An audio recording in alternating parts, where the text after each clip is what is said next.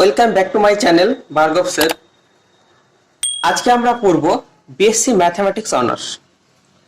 বলছি fourth sem BSc mathematics অনার্সের fourth sem পড়ব এবং সেই পেপারটা হচ্ছে ম্যাথ অনার্স DC10। এর আন্ডারে পড়ছে probability and statistics, university of Gour Banga. তাহলে ইউনিভার্সিটি অফ গৌড়বঙ্গের আন্ডারে আমাদের ফোর্থ সেমিস্টারে প্রবাবিলিটি অ্যান্ড স্ট্যাটিস্টিক্স এর যে পেপারটা রয়েছে সেই পেপারটার কোর্স আজকে শুরু করব। তো আমাদের প্রবাবিলিটি অ্যান্ড স্ট্যাটিস্টিক্স এই দুটোর আন্ডারে রয়েছে প্রবাবিলিটি অ্যান্ড স্ট্যাটিস্টিক্স। তো আমরা দেখে নেব সিলেবাসে কি কি রয়েছে, আমাদের সিবিসিএস সিস্টেমের সিলেবাসে কি কি রয়েছে সেই জিনিসটা কিন্তু আমরা দেখে নেব। তো চলো প্রবাবিলিটি সেকশনে কি বলছে। সিলেবাস আমরা ক্লাস 11-12 কিন্তু প্রবাবিলিটি বেসিক কনসেপ্ট পড়াশোনা করে এসেছি এবং আমাদের ওল্ড সিস্টেম যদি দেখতে যাই মানে 2021 সাল পর্যন্ত, 2021 সালে যারা লাস্ট ফাইনাল থার্ড ইয়ার দিয়েছে তাদের সিলেবাসে ছিল প্রবাবিলিটি অ্যান্ড স্ট্যাটিস্টিক্স মিলে 50 নম্বর, যেটা কিন্তু 6 পেপারের আন্ডারে ছিল। এখন তোমাদের এটা 50 নম্বরই রয়েছে, কিন্তু সেখানে ডিভিশন হয়ে গেছে 32+18। 32 হচ্ছে এন্ড সেমিস্টার এক্সামিনেশন অ্যান্ড 18 হচ্ছে তোমাদের college internal and project and seminar etcetera. তো সেগুলো তোমার কলেজের উপর ডিপেন্ড করবে, তুমি কিভাবে সেমিনারে প্রেজেন্টেশন করবে, প্রজেক্ট কিভাবে করবে, কলেজে অ্যাটেন্ডেন্স কিভাবে দিবে, সেটা তোমার ব্যাপার। কিন্তু 32 যে রয়েছে সেমিস্টার এন্ড এক্সামিনেশন, সেটা কিন্তু তোমাদের পুরোপুরি তোমার নিজস্ব ব্যাপার, তুমি কিভাবে প্রিপারেশন নিবে এবং কিভাবে পরীক্ষাটা দেবে।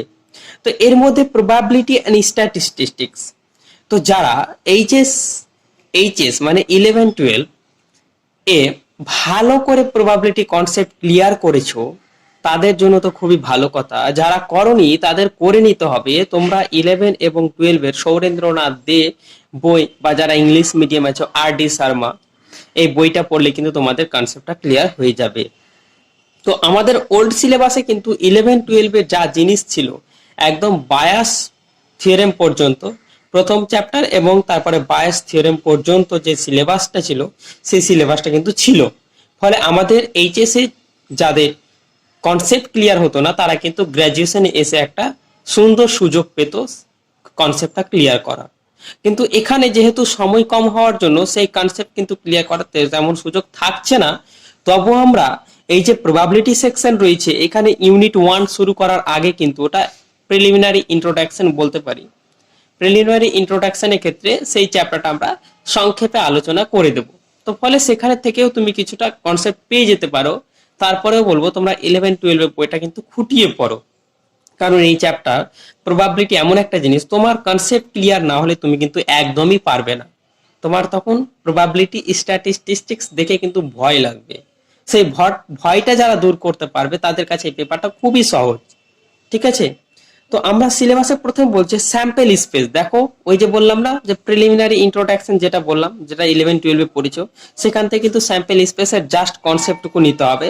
প্রবাবিলিটি এক্সিমস, এবার তার সম্পর্কিত যে প্রবাবিলিটি যে প্রিন্সিপাল গুলো ছিল, প্রবাবিলিটি যে ফর্মুলা গুলো ছিল, এক্সিম গুলো ছিল, ডেফিনেশন ছিল, সেগুলো তোমাকে কিন্তু জেনে নিতে হবে। আলটিমেটলি তোমাকে স্যাম্পল স্পেস, প্রবাবিলিটি, এক্সিমস এর আন্ডারে কিন্তু তোমাকে আগের প্রিলিমিনারি কনসেপ্টটা ক্লিয়ার করতেই হবে, মাস্ট। তারপরে চলে আসছে আমাদের নতুন জিনিস যেটা তোমরা পড়েছো 11-12 ডিস্ট্রিবিউশন ফাংশন পড়েছো, সমসম্ভব বিভাজন পড়েছো, সমসম্ভব চলক পড়েছো। সেখানে ছিল তোমার বাইনোমিয়াল ডিস্ট্রিবিউশন ছিল, হ্যাঁ হ্যাঁ এটাই ছিল, আর কিছু ছিল না সেখানে। হ্যাঁ, তো এটা তোমার আর এক্সপেকটেশন ছিল, ম্যাথমেটিক্যাল এক্সপেকটেশন, এটাও এখানে রয়েছে এবং সেখান থেকেই কিন্তু শুরু হচ্ছে র্যান্ডম ভ্যারিয়েবলস থেকে। তো বলছে রিয়াল র্যান্ডম ভ্যারিয়েবলস। এবার রিয়াল র্যান্ডম ভ্যারিয়েবলস থেকে অ্যাকচুয়ালি এই ইউনিট 1টা শুরু হচ্ছে। তার যে প্রকারভেদ রয়েছে ডেসক্রিট এবং কন্টিনিউয়াস। তোমার এখানে কন্টিনিউয়াস হবে, এটা ভুল লেখা হয়েছে, এটাকে কেটে আমি লিখে দিচ্ছি কন্টিনিউয়াস। তাহলে তোমার ডেসক্রিট এবং কন্টিনিউয়াস যে দুটো টাইপ রয়েছে সেই দুটো টাইপই পড়তে হবে। তারপরে কিউমুলেটিভ ডিস্ট্রিবিউশন ফাংশন মানে সিডিএফ যেটাকে বলা হয় সেটাও পড়তে হবে। প্রবাবিলিটি মাস ফাংশন পিএমএফ, এই প্রবাবিলিটি মাস ফাংশনটা তোমার ডিসক্রিট র্যান্ডম ভ্যারিয়েবলের ক্ষেত্রে লাগে, সেটা পড়তে হবে। এবং সেই related mathematics problem. Probability density function PDF function হয় তোমার কন্টিনিউয়াস র্যান্ডম ভ্যারিয়েবলের ক্ষেত্রে, সেটাও তোমাকে পড়তে হবে। ম্যাথামেটিক্যাল এক্সপেকটেশন যেটা তোমরা ক্লাস 12-এ কিছুটা কনসেপ্ট পেয়েছো, সেটা পড়তে হবে। এবার নতুন জিনিস হচ্ছে তোমার moment generating function, characteristics function, এই সম্বন্ধে তোমাকে বিশেষ ডিটেলসে জানতে হবে এবং ম্যাথামেটিক্যাল প্রবলেম সলভ করতে হবে। তারপরে চলে আসে ডেসক্রিট ডিস্ট্রিবিউশন। এই যে আমরা ডেসক্রিট এবং কন্টিনিউয়াস ডিস্ট্রিবিউশন ফাংশন পড়লাম কার ক্ষেত্রে, রিয়েল র্যান্ডম ভ্যারিয়েবল, তাহলে এখানের ক্ষেত্রে যে ডেসক্রিট হয়েছে এবার ডেসক্রিটে কিছু তোমাকে পড়তে হবে। সার্চ ফর এক্সাম্পল কি পড়তে হবে, ইউনিফর্ম বাইনোমিয়াল ডিস্ট্রিবিউশন, এখানে শুধুমাত্র ইউনিফর্ম বাইনোমিয়াল লেখা আছে, তার মানে ইউনিফর্ম বাইনোমিয়াল ডিস্ট্রিবিউশন পড়তে হবে, এন্ড তার রিলেটেড যে সমস্ত প্রপার্টি এবং ম্যাথমেটিক্যাল প্রবলেম আছে সেগুলোও পড়তে হবে। তারপর হচ্ছে পয়সন ডিস্ট্রিবিউশন, পয়সন জিওমেট্রিক বলেছে, পয়সন বলেছে, জিওমেট্রিক বলেছে, নেগেটিভ বাইনোমিয়াল বলেছে। এই যে কটা, ইউনিফর্ম বাইনোমিয়াল একটা, পয়সন দুটো, জিওমেট্রিক তিনটে, নেগেটিভ বাইনোমিয়াল চারটা, তাহলে এই চারটা ডিসক্রিট র্যান্ডম ভ্যারিয়েবল সম্বন্ধে তোমাকে কিন্তু কনসেপ্ট পুরো ক্লিয়ার করতে হবে, একদম নতুন জিনিস কিন্তু। তারপরে চলে আসছে কন্টিনিউয়াস ডিস্ট্রিবিউশনও তোমাকে পড়তে হবে। কন্টিনিউয়াস ডিস্ট্রিবিউশন কি বলছে, ইউনিফর্ম ডিস্ট্রিবিউশন আছে একটা, নর্মাল আর এক্সপোনেনশিয়াল, মাত্র তিনটে আছে কন্টিনিউয়াস ডিস্ট্রিবিউশন, তোমাকে তিনটে কন্টিনিউয়াস ডিস্ট্রিবিউশন সম্বন্ধে জেনে নিতে হবে। এই হলো ইউনিট 1। এবার ইউনিট 2-তে আমাদের কি চলে আসছে বলছে, এখানে ইউনিট 2-তে জয়েন্ট কন্ডিশনাল ডিস্ট্রিবিউশন ফাংশন বা জয়েন্ট কম্পাউন্ড ডিস্ট্রিবিউশন ফাংশন হতে পারে। এই জে সি ডি এফ কি আছে সেটা আমরা যখন পড়বো তখন ডিটেলসে বলে দেবো। অ্যান্ড ইটস প্রপার্টিস, এবং এর ধর্ম পড়তে হবে। জয়েন্ট প্রবাবিলিটি ডিস্ট্রিবিউশন ফাংশন পড়তে হবে, মানে জয়েন্ট প্রবাবিলিটি ডিস্ট্রিবিউশন ফাংশন আছে মানে টু র্যান্ডম ভ্যারিয়েবলস এর ক্ষেত্রে, মানে দুটো র্যান্ডম ভ্যারিয়েবলকে জয়েন করে যে সমস্ত আমরা প্রবাবিলিটি ডেনসিটি ফাংশন এই যে ইউনিট 1-এ পড়লাম সেই সমস্ত এক্ষেত্রে অ্যাপ্লাই হবে। তারপর বলা হচ্ছে marginal and conditional distribution. Marginal এবং কন্ডিশনাল ডিস্ট্রিবিউশন কি সেটাও তোমাকে জানতে হবে এবং ভালো করেই পড়তে হবে। Expectation of function of two random variables, আমরা ম্যাথমেটিক্যাল এক্সপেকটেশন পড়লাম, এই ক্ষেত্রে সেই এক্সপেকটেশনই কিন্তু এখানে দুটো র্যান্ডম ভ্যারিয়েবল রিলেটেড যে আমরা ফাংশন পাবো সেই ক্ষেত্রে হবে। কন্ডিশনাল এক্সপেকটেশনস, শর্ত সাপেক্ষে প্রত্যাশাও পড়তে হবে। ইন্ডিপেন্ডেন্ট র্যান্ডম ভ্যারিয়েবলস এবং নিরপেক্ষ র্যান্ডম ভ্যারিয়েবল কি সেগুলো জানতে হবে। বাইভ্যারিয়েট নর্মাল ডিস্ট্রিবিউশন, এবার নর্মাল ডিস্ট্রিবিউশন যে আছে বাইভ্যারিয়েট মানে এখানে ডবল ভ্যারিয়েবলের করা হবে। কোরিলেশন কোফিসিয়েন্ট ভালো, খুব সুন্দর একটা জিনিস, এটাও পড়তে হবে তোমাদের। জয়েন্ট মোমেন্ট জেনারেটিং ফাংশন জেএমজিএফ, তার মানে কি জানো, এই যে ইউনিট 2টা পড়ছি এটা একদম টু ভ্যারিয়েবলস এর ফাংশন দ্বারা আমাদের হবে। ইউনিট 1-এ ওয়ান র্যান্ডম ভ্যারিয়েবল ছিল, এখানে টু র্যান্ডম ভ্যারিয়েবল দিয়ে যে সমস্ত ফাংশন বা প্রপার্টি ডেনসিটি, প্রপার্টি মাস ফাংশন, প্রপার্টি সিডিএফ ইত্যাদি যেগুলো রয়েছে সবই পড়তে হবে। বলছে এখানে কি বললাম, joint moment generating functions and calculation of covariate, মানে কোভ্যারিয়েট ফ্রম জেএমজিএফ থেকে কোভ্যারিয়েট কিভাবে বের করবো সেটা করতে হবে। Linear regression for two variables, দুটো variable capital X and capital Y by small X Y ধরে নিব, ধরে নিয়ে স্মল এক্স ওয়াই বলতে গেলে তোমাকে এখানে ক্যাপিটাল এক্স এবং ক্যাপিটাল ওয়াই এর ভ্যালুগুলো, হ্যাঁ, তো ক্যাপিটাল এক্স ক্যাপিটাল ওয়াই দুটো ভ্যারিয়েবলের জন্য আমরা লিনিয়ার রিগ্রেশন করে নেব। এটা হলো ইউনিট 2 এর সিলেবাস। এবার ইউনিট 3-তে কি রয়েছে, ইউনিট 3 প্রবাবিলিটি লাস্ট চ্যাপ্টার, আমাদের অ্যাকচুয়ালি প্রবাবিলিটি 3টে চ্যাপ্টার হয়, তো 3টে চ্যাপ্টার এখানে প্রিলিমিনারি ইন্ট্রোডাকশন বাদ দিয়ে যেটা 11-12-এ করা হয়েছে সেটা বাদ দিয়ে এখানে হায়ার এডুকেশনে 3টে চ্যাপ্টার রয়েছে এখানে, ঠিক আছে। লাস্ট চ্যাপ্টার বলছে চিবে চিপস, মানে চিবে শেপস বলছে এখানে, চিবে চিপসও বলে অনেক সময়, Chebyshev's, inequality, statement and interpretation of weak law of large number and strong law of large number। তাহলে আমাদের দুটো ল রয়েছে, সেটা হচ্ছে উইক ল, লার্জ, মানে লার্জ নাম্বারে দুটো ল রয়েছে, একটা উইক একটা স্ট্রং, এই দুটো পড়তে হবে। আর চিবেসেপস ইনইকুয়ালিটি সেটাও পড়তে হবে। তাহলে এই যে উইক অ্যান্ড স্ট্রং এর ল অফ লার্জ নাম্বার রয়েছে, এখানে কিন্তু তোমাকে স্টেটমেন্টটাও পড়তে হবে অ্যান্ড ইন্টারপ্রিটেশন মানে প্রুফটাও পড়তে হবে, ব্যাখ্যাটাও পড়তে হবে, হ্যাঁ। And central limit theorem for independent and identical distributed, এবার distributed random variables with finite variance. এবার আমাকে কি করতে হবে, সেন্টার লিমিট থিওরেম যেগুলো রয়েছে সেই সেন্টার লিমিট থিওরেমটাও পড়তে হবে। ব্যাস এইটুকু ছোট্ট থেকে একটা চ্যাপ্টার, ইউনিট 3।